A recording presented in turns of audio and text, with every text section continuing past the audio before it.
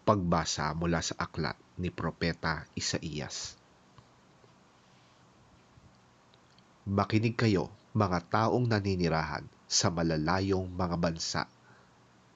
Pinili na ako ni Yahweh bago pa isilang, at hinirang niya ako para siya'y paglingkuran. Mga salita ko'y ginawa niyang sintalin ng espada. Siya ang sa akin laging nag-iingat. Ginawa niya akong parang matulis na palaso na anumang oras ay handang itudla. Sinabi niya sa akin, Israel, ikaw ay lingkod ko. Sa pamamagitan mo, ako'y pupurihin ng mga tao. Ngunit ang sagot ko, ako ay nabigo sa aking pagsisikap. Hindi nagtagumpay, gayong ibinuhos ko ang aking lakas. Gayon may ipinapaubaya ko kay Yahweh ang aking kalagayan, na ako'y kanyang gagantimpalaan sa aking nakayanan.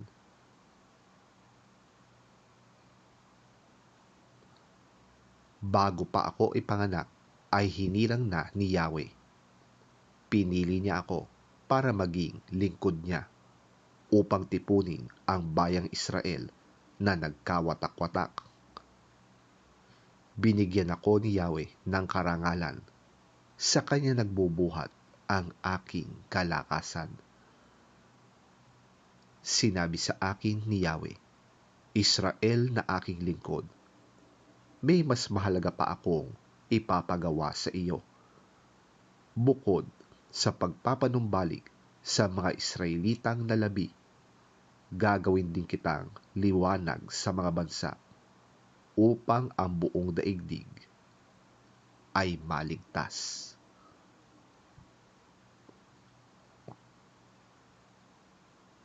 Ang salita ng Diyos. Salamat sa Diyos. Ang mabuting balita ng Panginoon ayon kay San Juan. Papuri sa iyo, Panginoon. Pagkasabi nito, si Jesus ay labis na nabagabag at nagpahayag sa kanila, pakatandaan ninyo, ako'y pagtataksilan ng isa sa inyo. Nagsimulang magtinginan ang mga alagad, sapagkat hindi nila alam kung sino ang kanyang tinutukoy. Katabi noon ni Judas ang alagad na minamahal niya, kaya't sinenyasan siya ni Simon Pedro at sinabihan, itanong mo nga kung sino ang tinutukoy niya. Humilig ang alagad na ito sa dibdib ni Jesus at nagtanong, Panginoon, sino po ba yun? Siya ang taong aabutan ko ng tinapay na aking isinawsaw. Sagot ni Jesus. Nagsawsaw nga siya ng tinapay at ibinigay yon kay Judas na anak ni Simon Iscariote. Nang matanggap ni Judas ang tinapay, pumasok sa kanya si Satanas. Sinabi ni Jesus kay Judas, gawin mo na ang dapat mong gawin.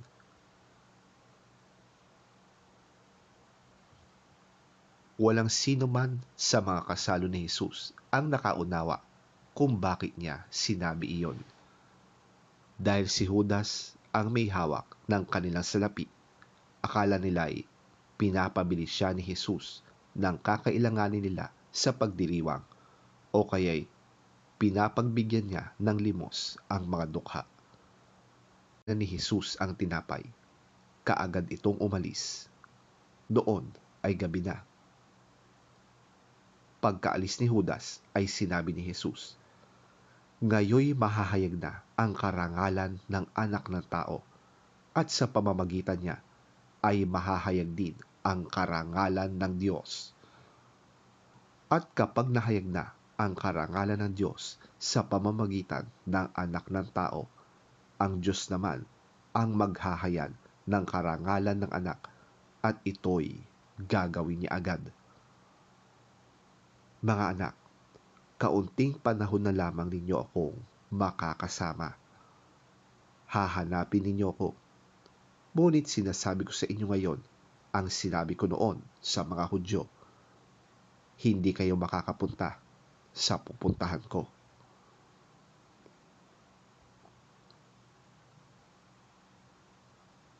Saan po kayo pupunta, Panginoon? Tanong ni Simon Pedro. Sumagot si Jesus, sa pupuntahan ko'y hindi ka makakasunod ngayon, ngunit susunod ka pagkatapos. Sumagot si Pedro, bakit po hindi ako makakasunod sa inyo ngayon? Buhay ko may iaalay ko para sa inyo. Sumagot si Jesus, iaalay mo ang iyong buhay dahil sa akin? Pakatandaan mo, bago tumilaok ang manok, 3 beses mo akong ikakaila.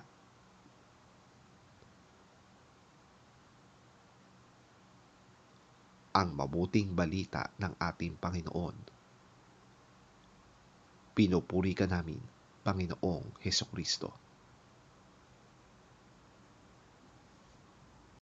After Jesus had said this, he was deeply troubled and declared openly, I am telling you the truth.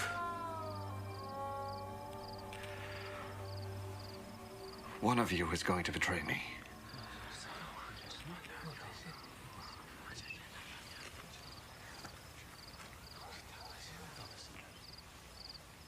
The disciples looked at one another, completely puzzled about whom he meant.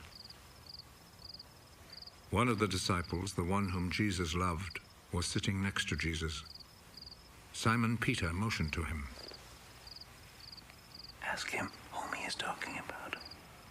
So that disciple moved closer to Jesus' side. Who is it, Lord?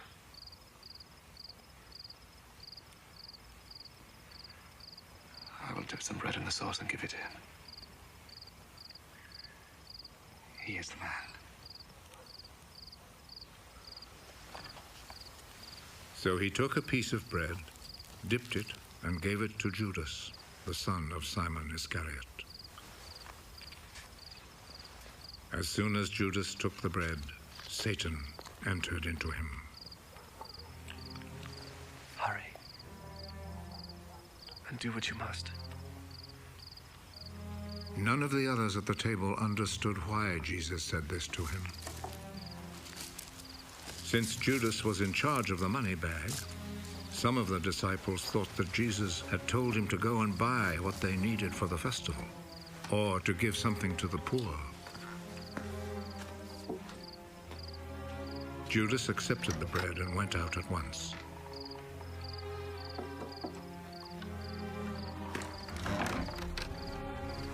It was night.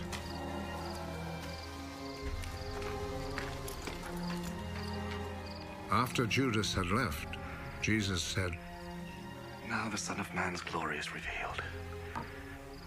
Now God's glory is revealed through him. And if God's glory is revealed through him, then God will reveal the glory of the Son of Man in himself. And he will do so at once.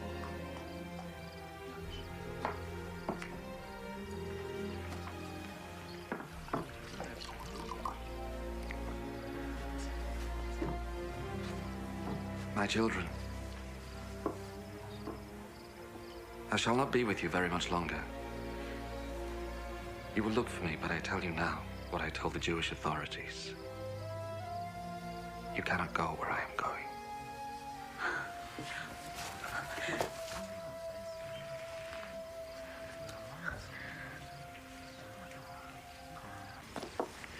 Where are you going, Lord? You cannot follow me now where I am going.